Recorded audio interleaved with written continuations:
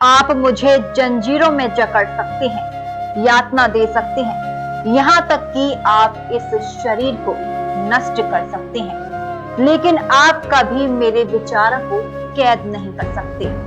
ये शब्द, ये आत्मविश्वास, ये निर्भीकता, ये स्वतंत्रता की ललक किसी और में नहीं, सत्य और अहिंसा के रास्ते पर चलने वाले एक ऐसे महान शख्सियत की है जिन्होंने दुश्मनों से बिना डरे हमारा मसीहा बनकर हमें आजादी दिलाई।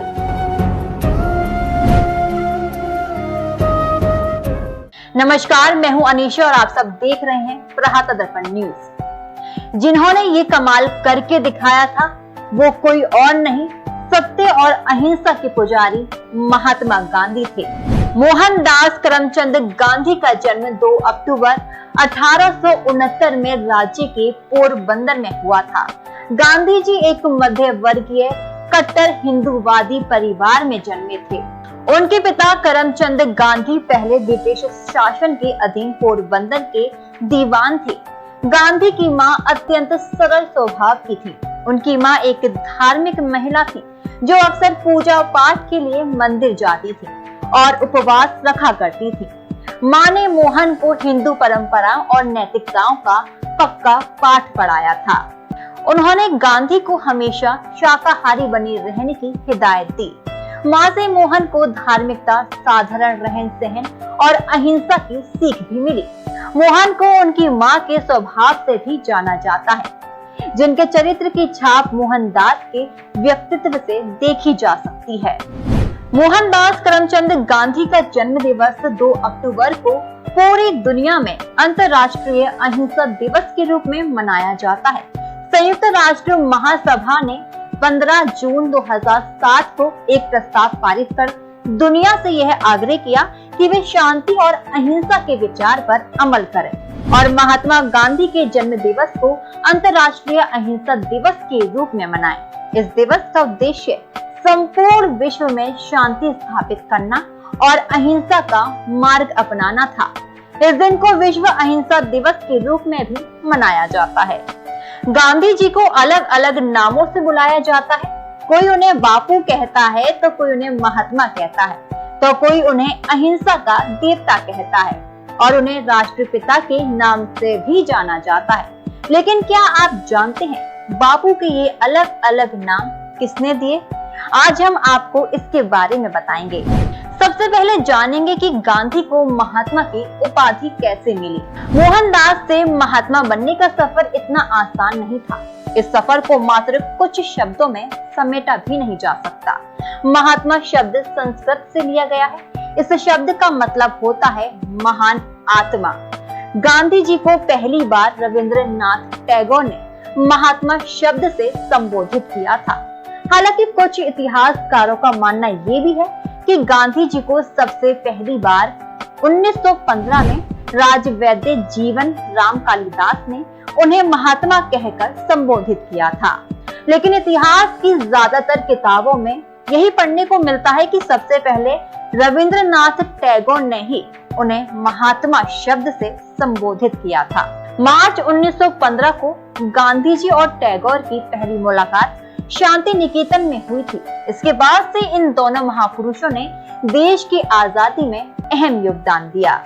इतनी सुविधाएं उनके पास होने के बाद भी आखिर क्यों आजादी की लड़ाई में वे उतरे, ये सवाल भी उठता है। तो आइए चलिए जानते हैं आजादी से पहले गांधी के जीवन के सफर के बारे में। एक रिपोर्ट के मुताबिक पोरबंदर के बाहर वे पहली बार पढ़ाई करने के लिए राजकोट गए। बच्चों को अच्छी परवरिश देने की नियत से मोहनदास के पिता अपने परिवार को रहने के लिए पोरबंदर से राजकोट ले आए और मोहनदास को अंग्रेजी की शिक्षा दी गई।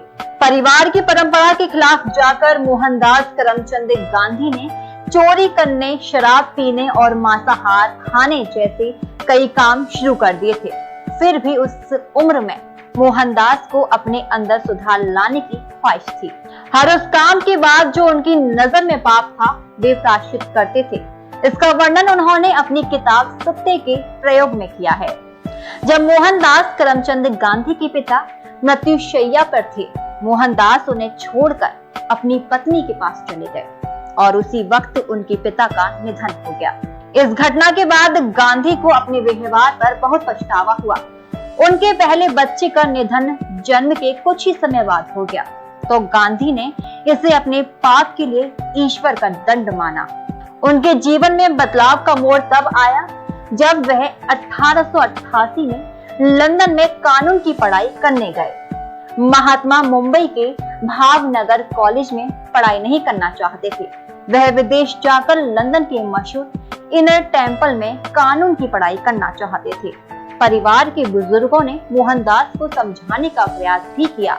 विदेश जाकर पढ़ने पर वो जात से बाहर कर दिए जाएंगे, लेकिन बड़ों की बात को दरकिनार कर गांधी पढ़ने के लिए लंदन चले गए। लंदन में मोहनदास गांधी पूरी तरह से पश्चिमी रंग ढंग में रंग गए। लंदन में उस वक्त चल रहे शाकाहारी आंदोलन में उन्हें अपने लिए भाईचारा दिखा और वो उससे जुड़ गए। साथ ही लंदन की थियोसॉफिकल सोसाइटी से भी उन्हें अपने बचपन से मिली हिंदू मान्यताओं की सीख मिली और भारत लौटने की प्रेरणा भी मिली। शाकाहारी भोजन, शराब से तौबा और अवैध संबंध से दूरी बनाकर मोहनदास दोबारा अपनी जड़ों की तरफ लौटने लगे।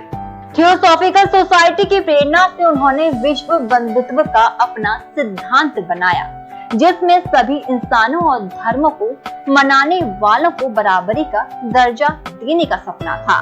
इस संघर्ष के दौरान ही गांधी ने स्वशुद्धिकरण और सत्याग्रह जैसे सिद्धांतों के प्रयोग शुरू किए, जो उनके अहिंसा के व्यापक विचार का हिस्सा थे।